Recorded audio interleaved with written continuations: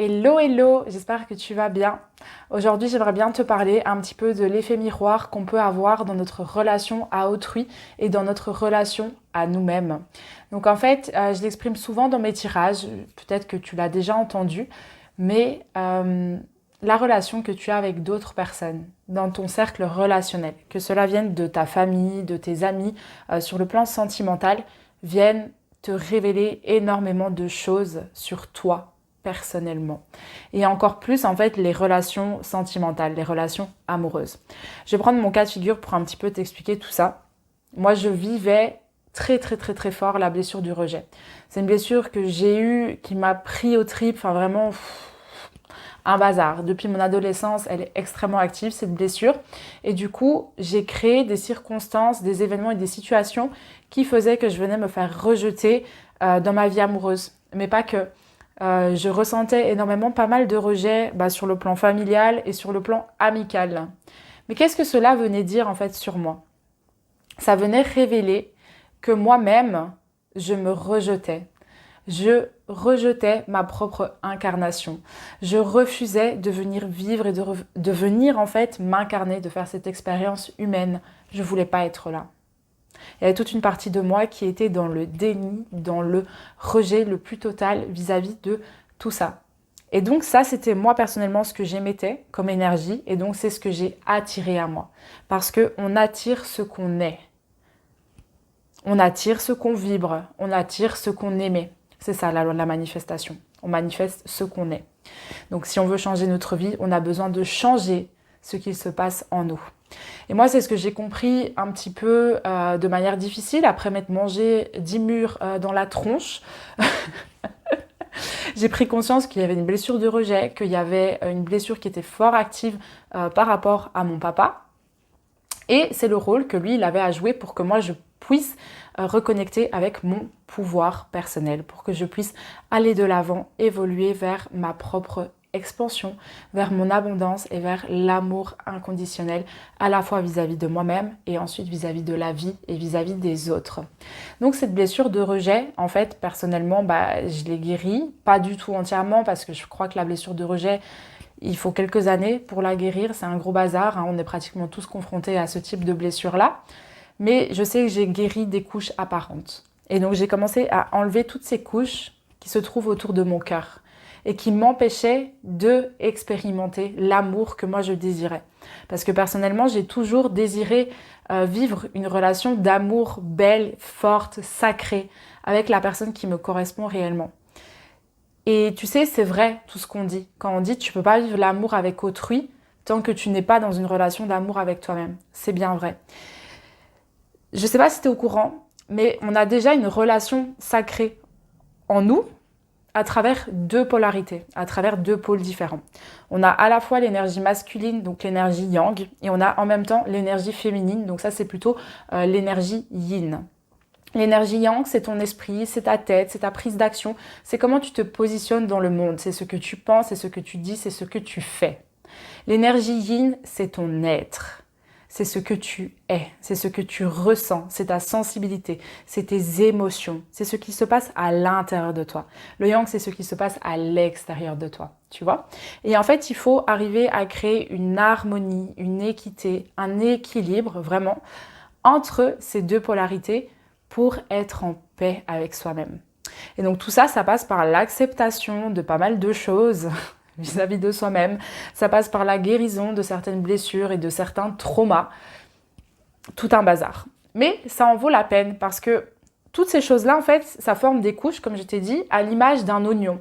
Et donc ton cœur, c'est comme le cœur de l'oignon. Et tu as plein de couches autour.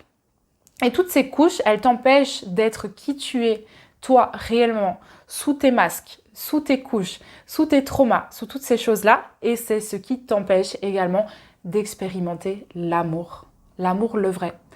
Tant qu'en fait tu travailles pas en profondeur sur ces couches-là, tu vas attirer à toi des personnes dans ta vie, que ce soit des partenaires sur le plan sentimental ou même des amis qui vont venir mettre en lumière certaines choses que toi tu as besoin d'ajuster en toi.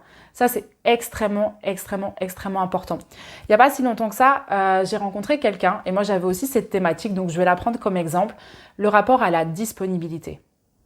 Cette personne, toujours disponible pour les autres. C'est une personne aussi qui a énormément d'objets chez elle, tu vois. Elle emmagasine, elle emmagasine, elle emmagasine, elle emmagasine. Et en fait, cette personne, elle laisse les autres prendre trop d'espace. Et donc, elle s'empêche de prendre l'espace qui lui correspond. Tu vois ce que je veux dire? Et donc, elle ne peut pas prendre sa juste place dans la vie, dans la terre. Elle ne peut pas s'épanouir pleinement. Et c'était une personne qui apparaissait très sereine en extérieur, en apparence. Et en fait, en creusant un petit peu, c'était une personne qui avait beaucoup d'anxiété et de stress en elle, de tension, de conflit intérieur. Bah, tu m'étonnes, l'équilibre n'est pas là. Et donc, tout ça pour te dire que ici, tes relations extérieures, elles servent vraiment à un but très important. Elles t'ouvrent la voie pour que toi, tu puisses te reconnecter à toi-même. Donc, quand tu es face à des personnes, et je t'invite vraiment à essayer de shifter, d'avoir cette perspective, tu vois, de passer vraiment en mode observateur et de voir ce qui te fait réagir. Qu'est-ce qui te fait mal? Qu'est-ce qui déclenche, tu vois, des réactions émotionnelles qui sont fortes en toi? Comment ça se déroule, tu vois, à ce niveau-là? Et tu essayes de prendre de la distance, de prendre de la hauteur par rapport à ça, de passer en mode observateur et puis de voir comment tu peux faire tout simplement pour intégrer les changements que tu as besoin d'intégrer pour accéder à la réalité qui toi te correspond, c'est-à-dire la paix avec toi-même et l'expérience de l'amour. Parce que c'est tout ce qu'on veut.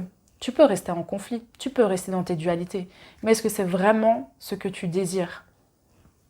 Ou est-ce que tu préfères t'accepter dans ton entièreté, être en paix avec toi-même, être en paix avec les autres et apprendre et évoluer dans ce sens-là?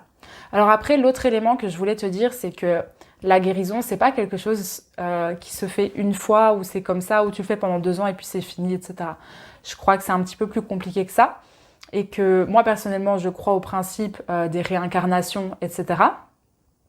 Et je pense qu'on a beaucoup de bagages de vie antérieure, par exemple, qui remontent à la surface quand c'est nécessaire de remonter à la surface pour qu'on puisse couper tout ça. Donc c'est-à-dire qu'on a vraiment un bon gros tas de merde en fait qu'on porte sur nous. On a plein de fardeaux, plein de poids qui nous servent à rien et qui nous empêchent d'être libres. Ces poids, vraiment, nous maintiennent enfermés dans une cage et nous empêchent d'accéder à notre propre expansion. Et c'est à nous d'apprendre en fait à décider, à nous défaire de ça et à nous reconnecter à nous-mêmes.